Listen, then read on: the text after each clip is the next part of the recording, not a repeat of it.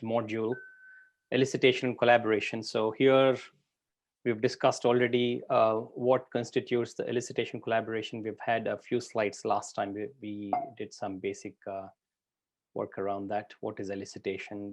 We understood that it's not actually something that is stated, but it's something that is actually drawn out or discovery. It's basically exploration of something that is explicitly, if not explicitly stated, that is implicit, that is which is not said, which is not even understood by the respective stakeholder. You're trying to unearth that, and that's what is the elicitation. So we understood how elicitation is related to the other knowledge areas. They're all, as we discussed, they're all interrelated to each other. So we've got this connections between elicitation, collaboration, this knowledge area to the rest of the 5 knowledge areas. And then we had a look at what are the key activities and tasks within this particular set of knowledge area. Prepare for elicitation, conduct elicitation, confirm elicitation results or rules after the analysis is done.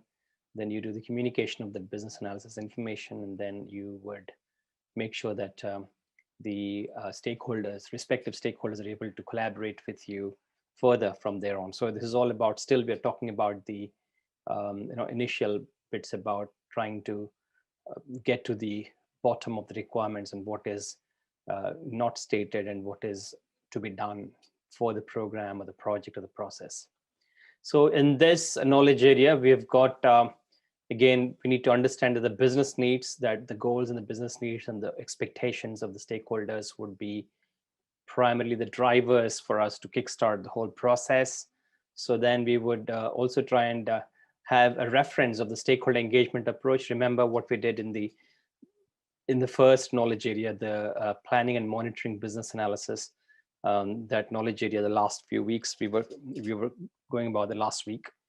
So the output from that, which is the stakeholder engagement approach, would be an input for this particular set of activities here. And then we also talked about the business analysis, performance assessment, and trying to address the areas of improvement within the business analysis activities. So that would again be a key input into the activities that we do as part of this knowledge area.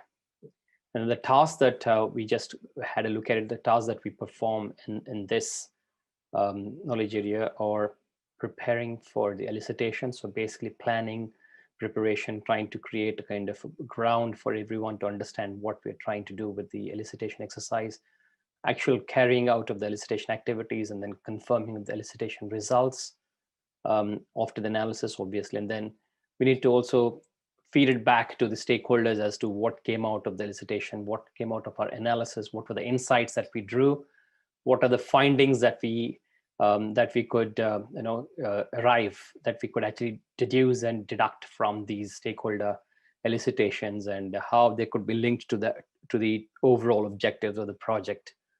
And then we need to continue the effort to make sure that the stakeholders are all happy with how things are doing and then progressing. And then we need to come up with some ways to keep them engaged, as we discussed in the last session, in terms of keeping this, keeping the key stakeholders who have both the high power and the high interest.